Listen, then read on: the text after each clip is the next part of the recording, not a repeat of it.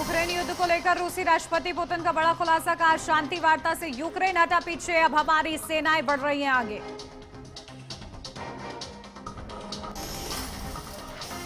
नागपुर के industrial area में बड़ा हादसा, 5 मजदूरों की मौत, कई घायल, भरभराकर कर गिरा था वाटर टैंक। बांग्लादेश में नहीं थम रहा बवाल, प्रदर्शनकारियों ने फूका पूर्व शिक्षा मंत्री का घर। इनकलाब मंच के प्रवक्ता शरीफ उस्मान हादी की मौत के बाद भड़की हिंसा। मुख्यमंत्री योगी आदित्यनाथ का बड़ा बयान, कहा पहले यूपी दंगे के लिए जाना जाता था, अब दंगा मुक्त हुआ उत्तर प्रदेश।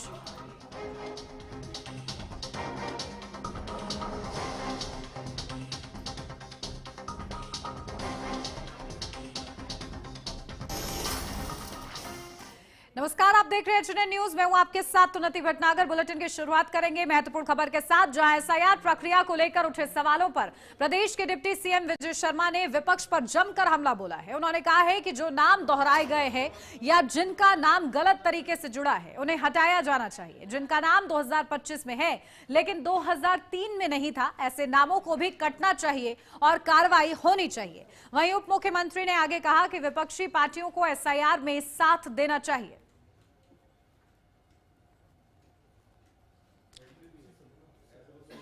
तो देखिए ये बड़ा बयान, जहां विपक्षी पार्टियों को एसआईआर में साथ देना चाहिए ये कहा जा रहा है। एसआईआर पर बरसे हैं डिप्टी सीएम विजय शर्मा।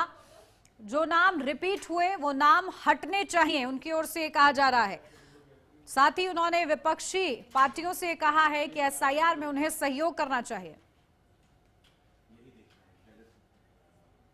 समाज में बहुत बड़े तबके में इस बात से बड़ी नाराजगी है। कांकेर जिले के आमाबेड़ा के समीप बड़े तेवड़ा गांव में भी हुआ है। वहां पर भी जो घटना हुई है वो चिंतनीय है। उस पर भी एक अंतिम निर्णय की तरफ बढ़ने की आवश्यकता है। वर्तमान में पूरी स्थिति नियंत्रण में है और पुलिस ने उसमें बहुत अच्छा काम किया है।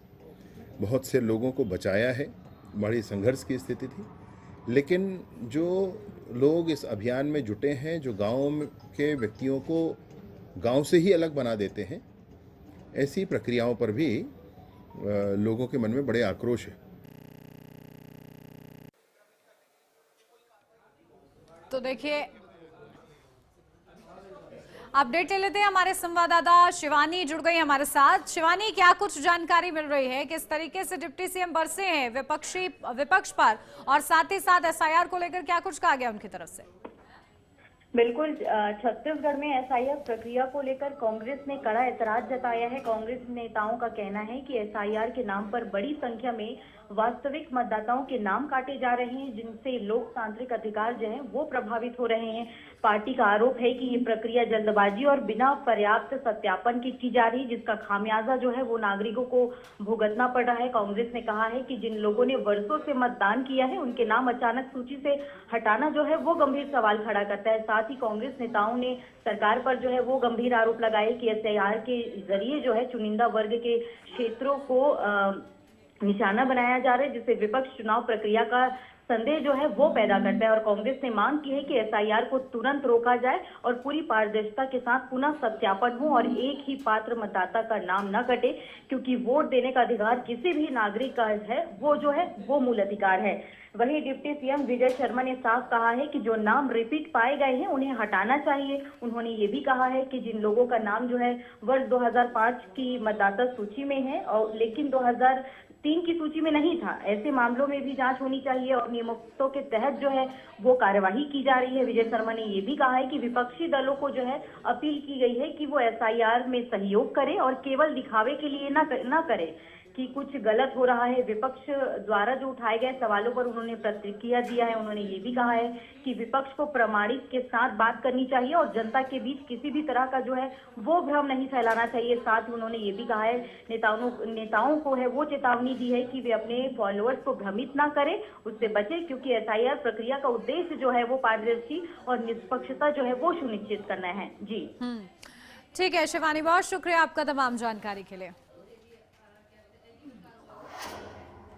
और अब खबर कांकेर से, जहां शव दफनाने को लेकर हिंसक झड़प हुई। पथराव और आगजनी की घटनाओं के बाद गांव का माहौल तनावपूर्ण हो गया। इस दौरान बड़े तेवड़ा और आमाबेड़ा के गिरजा घरों में आग लग गई। वहीं सरपंच रजमन सलाम के घर में भी तोड़फोड़ की गई। बड़ी घटना की आशंका को देखते हुए प्रशासन ने भारी संख्या में पुलिस बल तैनात कर दिया है। गांव को पूरी तरह छावनी में बदल दिया गया है। पुलिस ने आक्रोशित ग्रामीणों को देख लाठीचार्ज किया, लेकिन जवाब में ग्रामीणों ने पत्थरबाजी की है। इस घटना में 8 लोग घायल हो गए हैं। गुरुवार को भी झड़प के दौरान कई पुलिसकर्मियों और लोगों को गंभीर चोटें आई हैं। फिलहाल गांव में भारी पुलिस बल की मौजूदगी में हालात पर नजर रखी जा रही है।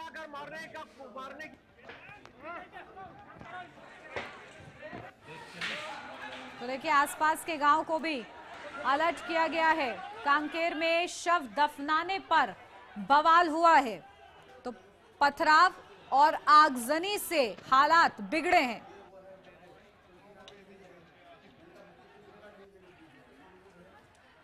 तो देखिए, आसपास के गांव को भी अलर्ट पर रखा गया है, जहां बवाल इस कदर बढ़ता हुआ नजर आ रहा है। पथराव और आगजनी से हालात बिगड़ गए हैं। मौके पर पुलिस टीम्स पहुंची हैं और पूरे मामले को कंट्रोल किया जा रहा है।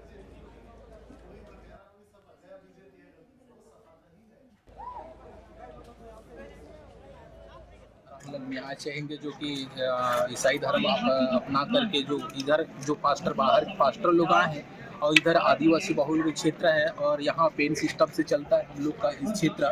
और यहाँ के गायता पटेल के बिना पूछे जो स्थानांतरित परिवार को दफनाया गया है, और यहाँ पहले बहुत अच्छे थे और कुछ समय पहले से यहाँ ईसाई बाहरी लोग आकर के यहाँ माहौल खराब कर रहे हैं। हम यही चाहते हैं कि यहाँ न्याय चाहिए, हम लोग को बाहरी व्यक्ति नहीं चाहिए अपना। यहाँ हम लोग को माहौल पूरा खराब कर रहे हैं बाहरी आदमी आकर, हम न्याय चाहते हैं। वही कारण वही है सर कि जो धर्मांतरित परिवार है वो जबरदस्ती यहाँ हम लोग के जो गायता के जमीन में बिना पूछे दफनाया गया है, वो हम लोग के जो रीति रिवाज से होना चाहिए वो दफनाना चाहिए। तो हम लोग वही बोले कि रीति रिवाज के अनुसार हम लोग दफनाएंगे। हम लोग क्षेत्र में वही आ रहा है, तो रीति रिवाज के अनुसार होना चाहिए। तो उन लोग बात नहीं माने, क्या कर लोग ऐसे। मेरा नाम टीकम तारम है और यहाँ चारामम सर्व हिंदू समाज को लेके हम लोग हिंदू जागरण के लिए काम करते हैं।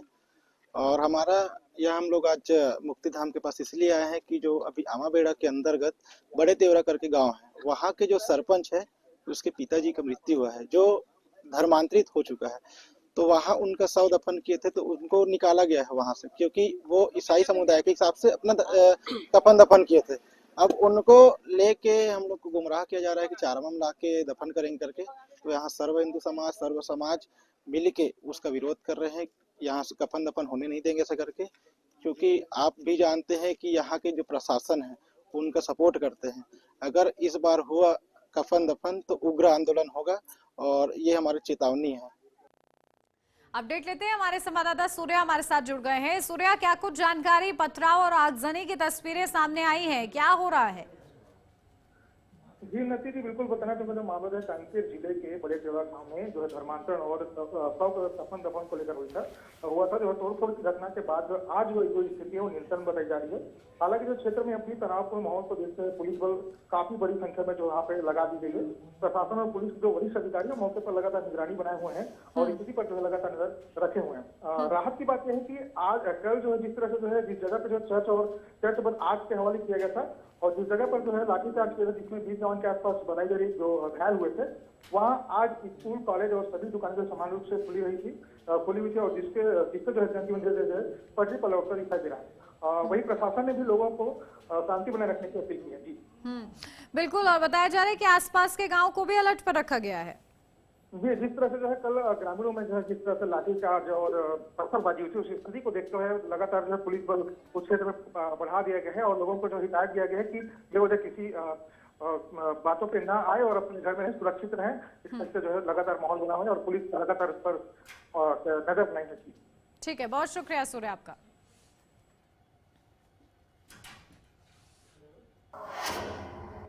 दंतेवाड़ा में दिन दहाड़े चाकूबाजी की सनसनीखेज वारदात सामने आई है। शहर के HDFC बैंक के सामने बैंक से पैसा बाहर निकालते समय SDOP पर चाकू से हमला किया गया है। हमले में HDOP घायल हो गए हैं, जिन्हें इलाज के लिए अस्पताल ले जाया गया। घटना के बाद मौके पर हड़कंप मच गया और घटना की सूचना मिलते ही दंतेवाड़ा पुलिस मौके पर पहुंची और तत्परता दिखाते हुए दोनों हमलावरों को पकड़ लिया गया। फिलहाल DSP और आरोपियों के मध्य दुर्ग जिले की अदालत में चल रहे एक पुराने प्रकरण को ही इस मामले का कारण बताया जा रहा है।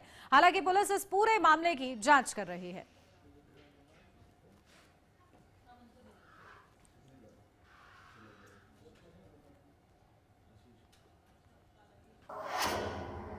और दंतेवाड़ा से अगली खबर, जहां सुरक्षा बलों को बड़ी कामयाबी मिली है। 40 नक्सलियों ने आत्मसमर्पण किया है। तेलंगाना DG के सामने नक्सलियों का surrender. State committee member Ravi ने आत्मसमर्पण किया है। RCRC कमांडर प्रशांत ने भी आत्मसमर्पण किया है। तो देखिए, ये बड़ी खबर आपको बता रहे हैं, 40 नक्सलियों ने सरेंडर किया है। तो सुरक्षा बलों को ये बड़ी कामयाबी हाथ लगी है, जहां तेलंगाना DG के सामने नक्सलियों का surrender. State committee member Ravi ने आत्मसमर्पण किया है। RC कमांडर प्रशांत ने भी आत्मसमर्पण किया है।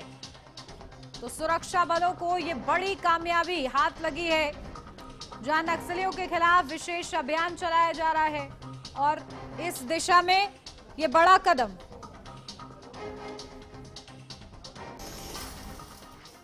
यार रुक छोटे से ब्रेक के लिए, जल्द हाजिर होते हैं।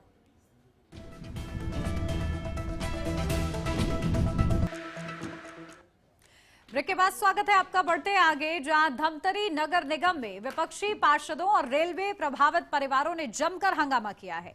जब महापौर MIC की बैठक के बाद अपने वाहन से रवाना हुए, प्रदर्शनकारी उनकी गाड़ी के सामने लेट गए। इसके बाद उन्होंने महापौर को घेरकर जमकर हंगामा किया। आपको बताते चले कि धमतरी में बड़ी रेल लाइन का काम जारी है। रेलवे की जमीन पर काबिज लोगों को प्रशासन ने पहले ही हटा दिया है। ऐसे में प्रभावित परिवार लगातार व्यवस्थापन की मांग कर रहे हैं। यह प्रदर्शन विपक्षी पार्षदों के धरने का तीसरा दिन था, जिसे रेलवे प्रभावित परिवारों का भी समर्थन अब मिल रहा है। प्रदर्शनकारियों का कहना है कि महापौर उनकी समस्याओं को नजरअंदाज कर रहे हैं।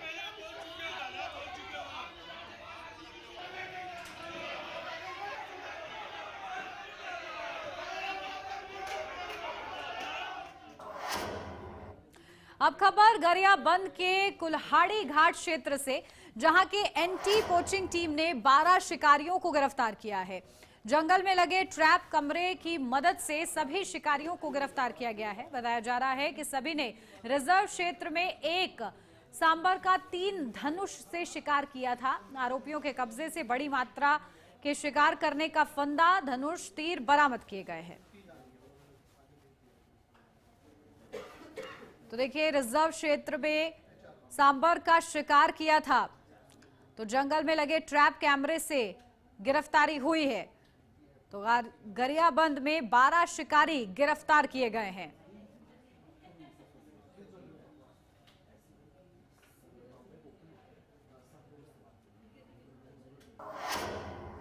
राजधानी रायपुर में पुलिस को बड़ी सफलता मिली है, जहां मुख्यमंत्री का OSD बनकर फोन पर धमकी देने वाले आरोपी को गिरफ्तार किया गया है। इस मामले में एक निजी विश्वविद्यालय में असिस्टेंट प्रोफेसर ने शिकायत दर्ज कराई थी कि एक अज्ञात व्यक्ति का कॉल आया था, जो उनकी पत्नी से चल रहे पारिवारिक विवाद को लेकर धमकी दे रहा था। आरोपी ने कथित तौर पर कहा कि यदि आपसी सुलह नहीं की गई, उन्हें गंभीर परिणाम भुगतने होंगे। मामला गंभीर होने के कारण पुलिस और साइबर सेल हरकत में आई और जांच शुरू की गई, जिसमें पता था कि आरोपी ने मुख्यमंत्री का फर्जी OSD बनकर धमकी दी थी।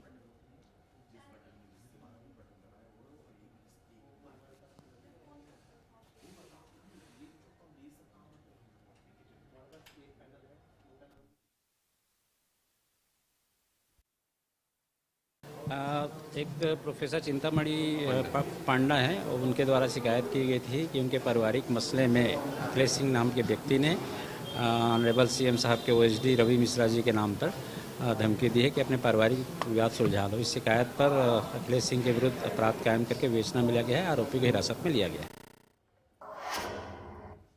छत्तीसगढ़ के बालोद में एफआईआर वापस लेने का दबाव बनाने पहुंचे जमानत से रिहा 3 युवकों ने चाकू से ताबड़तोड़ हमला कर दिया। इस हमले में बीच बचाव कर रहे 2 युवक घायल हो गए, जिनमें से एक की हालत गंभीर है। बताया जा रहा है कि आरोपी पुरानी रंजिश के चलते लगातार एफआईआर वापस लेने का दबाव बना रहे थे।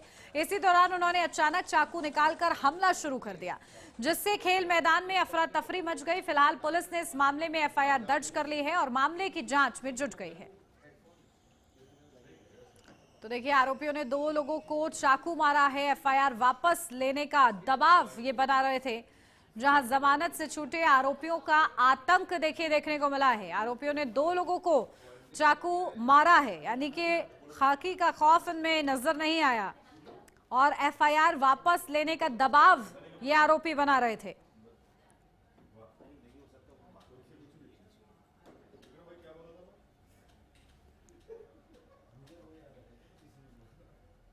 हुआ था तू में हुआ था और लड़के को लेके अकेला मारा था बलाकर जी।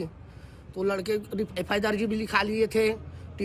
हम दलीराज टीआई जो है ना धन वगैरह लेकर उन लोग को मूलचलकम छोड़ दिए थे, उठाए भी नहीं लड़का लोगों को। उसके बाद पैसा देकर मूलचलकम निकल गए उन लोग। उसके बाद तू केस को नहीं ले, केस को वापस ले बोल के धमकी वगैरह दे रहा था। तो आज वो आपसे समझा रहे थे उन लोगों को। टाजी नया अभी कंडा सीखे बच्चा जी केस हुआ है। छत्तीसगढ़ के बेमेतरा में चोरों के हौसले बुलंद है। ताजा मामला नवागढ़ थाना क्षेत्र के अंधियार खोर गांव से सामने आया है। यहां अज्ञात चोरों ने एटीएम पर धावा बोला है। चोरों ने ब्लेंडर मशीन से एटीएम को काटकर लूटने की कोशिश की, हालांकि उनकी चोरी नाकाम रही। घटना के बाद चोर मौके से फरार हो गए हैं। फिलहाल घटना के बाद इलाके में दहशत का माहौल है। वहीं पुलिस ने मामला दर्ज कर जांच शुरू कर दी है। तो देखिए, चोरों के हौसले लगातार बुलंद नजर आ रहे हैं। जहां अज्ञात चोरों ने एटीएम पर धावा बोला है, एटीएम चोरी की कोशिश नाकाम हुई है। घटना के बाद दहशत का माहौल यहां पर देखने को मिला है।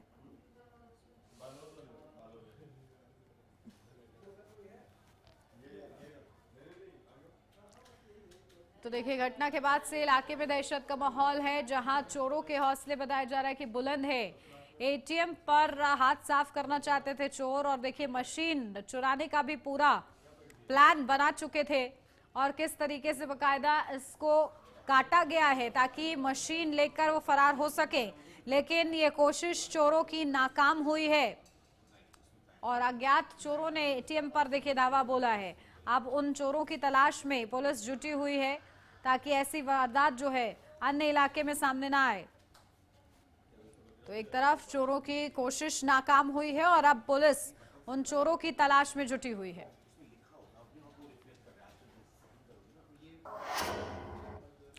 पीएम सूर्य घर मुफ्त बिजली योजना भारत सरकार की एक बड़ी ऊर्जा पहल है और इसका मुख्य उद्देश्य घर घर सौर ऊर्जा के जरिए बिजली का उत्पादन करना और घरेलू उपभोक्ताओं को मुफ्त बिजली देना है। इसी संबंध में छुई खदान में बिजली विभाग के अधिकारियों कर्मचारियों की उपस्थिति में शिविर का आयोजन किया गया। इस दौरान ये जानकारी दी गई कि ये केंद्र सरकार की योजना है जिसमें घरों की छत पर सौर सिस्टम लगवाकर खुद बिजली उत्पादन की सुविधा दी जाती है। इसके जरिए लाभार्थी प्रति माह तक 300 यूनिट तक मुफ्त बिजली का उपयोग कर सकते हैं। साथ ही इससे मिलने वाली सब्सिडी सीधे लाभार्थी के बैंक खाते में दी जाती है। इससे सौर पैनल लगाने की लागत काफी कम हो जाती है। इस दौरान सूर्य घर मुफ्त बिजली योजना के लिए शिविर स्तर पर बड़ी संख्या में उपभोक्ताओं ने आवेदन जमा किए हैं। तो देखिए, चेतन लाल सिहारे जूनियर इंजीनियर पीएम सूर्य घर योजना से लोगों को राहत मिलेगी। बिजली विभाग ने शिविर का आयोजन किया है और जहां पर मुफ्त बिजली के साथ कमाई भी हो सकेगी। और इस योजना के बारे में अब देखिए, शिविर के माध्यम से लोगों को जागरूक किया जा रहा है, लोगों को अवगत कराया जा रहा है कि आखिर इस योजना के अंतर्गत वो किस तरीके से लाभ ले सकते हैं। और इसको लेकर देखिए, जगह जगह ये शिविर आयोजित किए जा रहे हैं।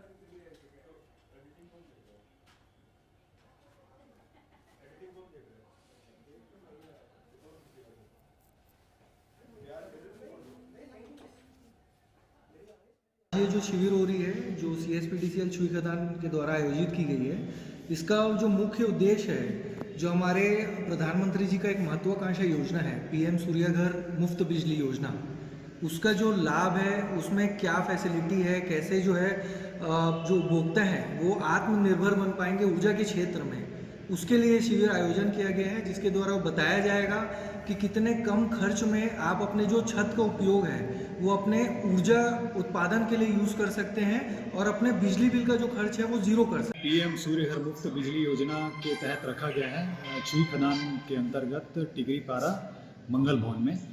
तो इसमें आज हमारे द्वारा सभी यहाँ पर जो भी है ना उपभोक्ताओं को पीएम सूर्य घर मुफ्त बिजली योजना के तहत तो उनको जागरूकता के विषय में क्या है, कंज्यूमर यहाँ ऐसे हैं जिनको पीएम सूर्य घर के बारे में सुन तो रहे हैं लेकिन उनको एग्जैक्ट होता क्या है, किस विषय में उनको फ़ायदा होगा, पीएम सूर्य घर लगाने का क्या फ़ायदा क्या है, बिजली बिल जो बढ़ करके आ रहा है जो बोलते हैं कंज्यूमर का जो अक्सर शिकायत होता है, उस चीज़ में उनको फ़ायदा किस तरह से मिलेगा, कैसे वो सूर्य घर लगा करके बिजली बिल हाफ योजना का फ़ायदा उठा सकते हैं, उस सब चीज़ के बारे में जानकारी देने के लिए।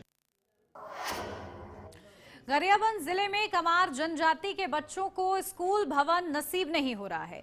यहां के मैनपुर विकास खंड के माकर खलिया गांव में 3 साल पहले ग्रामीण ने चंदा इकट्ठा कर स्कूल खोला था। यहां एक शिक्षक की भी व्यवस्था की गई थी, साथ ही राशन सामग्री एकत्रित कर मध्याह्न भोजन भी संचालित होता था, लेकिन अब चंदे की यह पाठशाला पर ताला लटका हुआ है। गांव के तकरीबन 25 बच्चे पढ़ाई तो करना चाहते हैं, लेकिन स्कूल नहीं होने से अब पढ़ाई छोड़कर मवेशी चराने और घरेलू काम करने को मजबूर हैं। पूरा गांव वन विभाग के रिजर्व क्षेत्र में होने का हवाला देकर प्रशासन भी पल्ला झाड़ लेती है, जिस वजह से इस क्षेत्र को अब तक एक स्कूल तक नसीब नहीं हुआ है। तो देखिए, 3 साल पहले स्कूल खुला था जहां शिक्षा से वंचित हो रहे हैं बच्चे। चंदे का स्कूल बंद हो गया है, जहां पहले तो लोगों से चंदा लिया गया कि स्कूल खोला जा रहा है, लेकिन जब बच्चों में ये उम्मीद जगी कि वो भी पढ़ सकते हैं स्कूल में जाकर, तो वो स्कूल बंद हो जाता है। ऐसे में इसका पूरा ये मामला उजागर हुआ है। गरियाबंद से ये पूरा मामला है। 3 साल पहले बताया जा रहा है कि ये स्कूल खुला था, अब यही बच्चे काम करने को मजबूर हैं। जा रहे थे, स्कूल बंद होने से हम नहीं जा रहे हैं। कब से नहीं जा रहे हैं? 2 साल हो गया। अभी क्या करते हैं घर में? अब काम धंधा करते हैं, छेल चराते हैं, बकरी। पढ़ाई नहीं करते? है। पढ़ने का मन है? मन है, लेकिन स्कूल नहीं है। हम लोग बच्चे लोगों को ऐसे चावल दाल उसली करके जमा करके इकट्ठा करके माध्यम भोजन चलाते थे। बच्चे लोगों को अपन सिलट काफी खरीद के देते थे। बाकी कुछ दिन चलाया, उसके बाद अभी बंद कर दिए हैं। दूरिया वाले 1-2 जा रहे हैं, बाकी बहुत आदमी नहीं जा रहे हैं। कितने बच्चे? और इसी के साथ इस बुलेटिन में बस इतना ही। आप बने रहिए एचएनएन न्यूज के साथ।